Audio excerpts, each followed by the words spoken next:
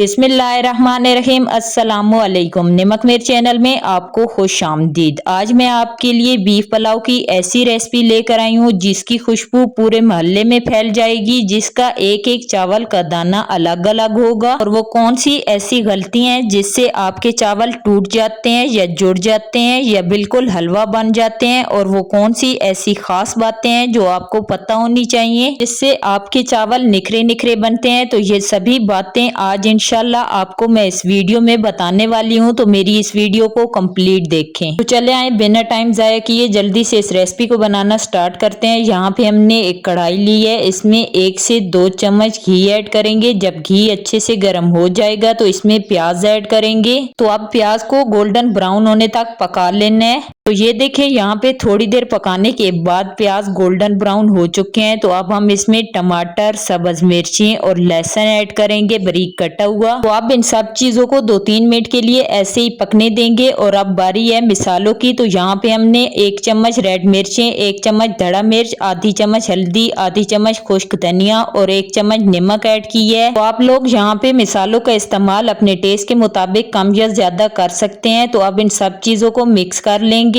तो अब हम इसमें गरम मसाला ऐड करेंगे और इन सब चीजों को अच्छे से भून लेंगे। तो इस मसाले को अच्छे से भूनने के लिए अब हम इसमें थोड़ा सा पानी ऐड करेंगे। तो यहाँ पे इसको थोड़ी देर के लिए ऐसे ही पकने देंगे। अब हम इसमें 1 से 1.5 चम्मच बिरयानी मसाला ऐड करेंगे और इसे अच्छे से मिक्स कर लेंगे। तो यहाँ पे तकरीबन 3 से 4 मिनट इसको और भूनने के बाद ये देखें मसाला बन के तैयार है। तो अब हम इसमें बॉयल किया हुआ गोश्त ऐड करेंगे और इसे मिक्स कर लेंगे।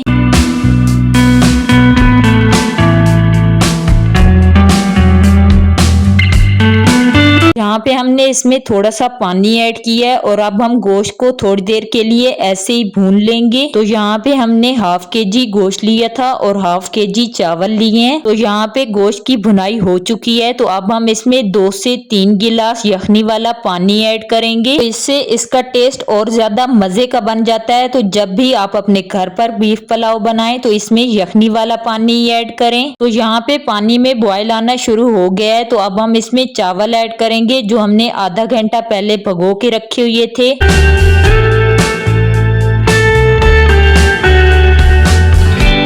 अब इन्हें मिक्स कर लेंगे और इन्हें तब तक पका लेना है जब तक आधे से ज्यादा पानी खुश्क ना हो जाए। तो यहाँ पे ढक्कन दे देंगे और कुछ देर वेट करेंगे। तो यहाँ पे तकरीबन 5 मिनट वेट करने के बाद ये देखें पानी खुश्क हो चुका है। तो अब इन्हें 10 से 15 मिनट के लिए दम लगा देंगे। तो मिलते हैं कुछ देर के बाद। तो यहाँ पे तकरीबन 10 से 15 मिनट वेट करने के बाद ये देखें माशाल्लाह से बहुत ही मजेदार खिले खिले से चावल बन के तैयार हैं। तो कैसी लगी आप सब लोगों को मेरी आज की रेसिपी कमेंट्स में जरूर बताइएगा और मेरी इस रेसिपी को अपने घर पर जरूर ट्राई करें। उम्मीद है आपको और आपके घर वालों को बहुत ही ज्यादा पसंद आएगी। तो चले आए ये मजेदार से बीफ पुलाव आपको प्लेट में निकाल के दिखाते हैं। तो ये देखें इसकी फाइनल लुक माशाल्लाह से देखते साथ ही किसी के भी मुंह में पानी आ जाए, इतने मजे के बने हैं। तो इस ईद पे आप ये मजेदार सा बीफ पुलाव अपने घर पर जरूर बनाएं और अपने घर वालों को और मेहमानों को हैरान कर दें। तो मुझे दें इजाजत, अगली वीडियो में फिर मिलेंगे एक न्यू रेसिपी के साथ। तब तक के लिए अल्लाह हाफिज।